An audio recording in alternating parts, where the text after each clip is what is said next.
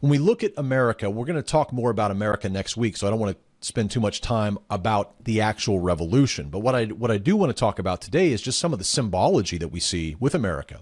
Here you see the east pediment of the U.S. Supreme Court, and there you'll see Solon right next to Moses and Confucius. Jesus, by the way, is not on this list of lawgivers. He doesn't count according to the Supreme Court or the U.S., but Moses does, and Solon does. And there's Solon, who is the very first one to write a constitution in the West. Here you see, ironically, Libertas. Where does Libertas sit? Well, Libertas, who was the Roman goddess of liberty, sits where? Well, she sits atop the U.S. Capitol building. Well, that's kind of strange, isn't it? She's suddenly coming back. She's got that crown on her head with stars. That sounds similar, doesn't it? Similar to something we see in Revelation 12, doesn't it? A woman with stars around her head. Interesting. She's carrying a book, of course, and a wreath. This is Libertas atop our U.S. Capitol building. In fact, if you go into the Capitol Visitor Center, you'll find this particular statue of Libertas as well. This is a plaster model here, the goddess of liberty. There she is, holding her book with her stars on her head. So at the top of the Capitol Dome, you have Libertas right at the very top. Well, when you go into the Capitol Dome and you go into the rotunda, and then you look up, you're going to see this really beautiful painting at the very top of the dome. And this is what is known as the apotheosis of Washington. The apotheosis of Washington. Let's go ahead and zoom in. And you can see here that there is the painting of Mr. George Washington holding a sword here. He's dressed in purple, draped in purple, which is a royal color, by the way. And he has a rainbow arch that he's sitting atop. And then he's flanked by a couple of different goddesses. He has Victoria here on his left, and sure enough, right here on his right, holding that book we just saw, is Libertas, and he's pointing at her book. So this is in the rotunda, looking up at the Capitol Dome. Here is George Washington surrounded by goddesses. Here's down below him is Columbia.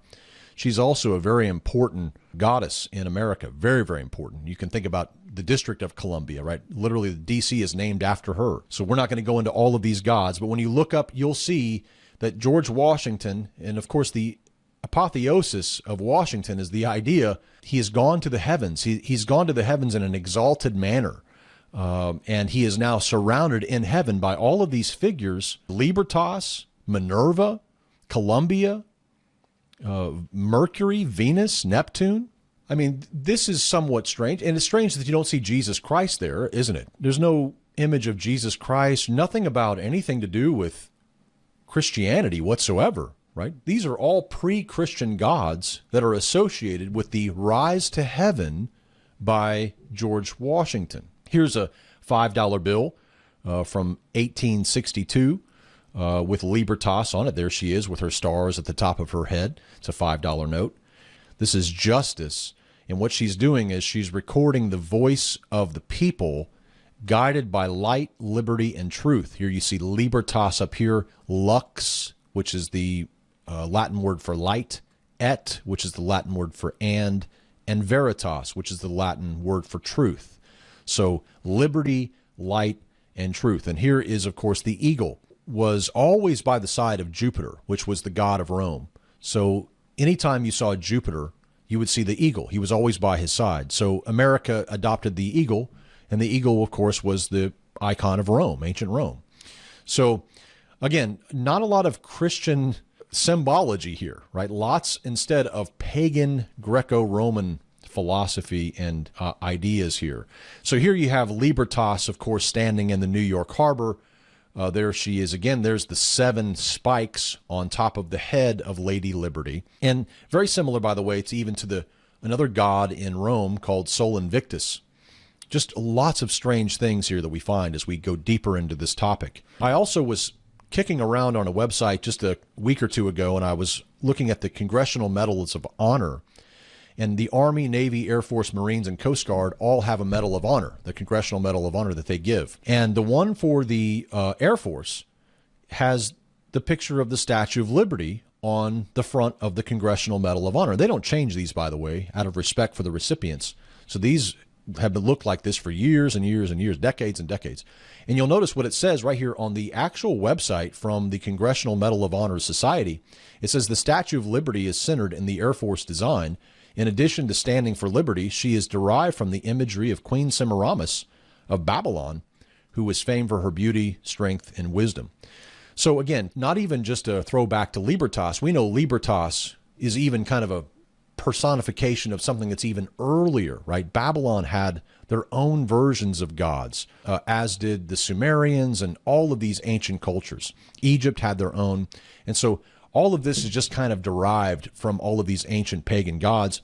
And here you have the Statue of Liberty, according to the Congressional Medal of Honor website, being connected to Semiramis, who we know is a very pagan queen from Babylon.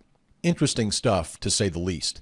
Now, you can get more into this topic of America's counterfeit goddess of liberty, more about Libertas and Democratia, by going to truerichesradio.com/Libertas. We have a teaching there that you can see that.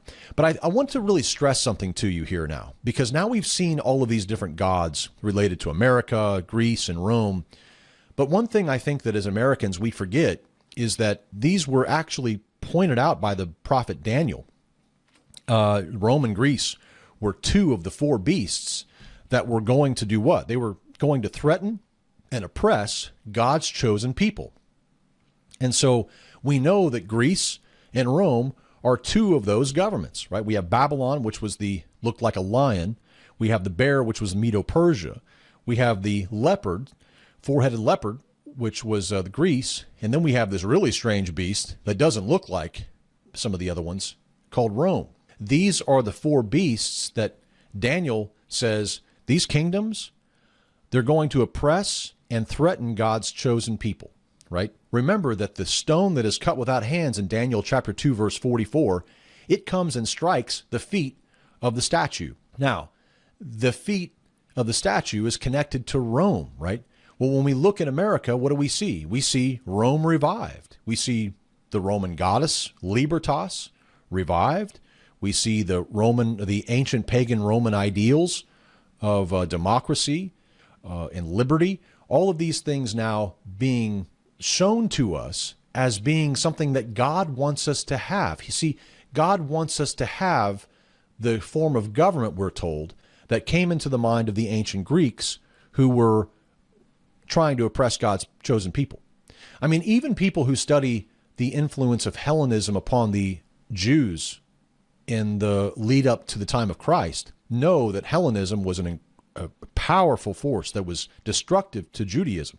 The philosophies that the Apostle Paul is writing about in the New Testament are Greco-Roman philosophies that he's warning the people about.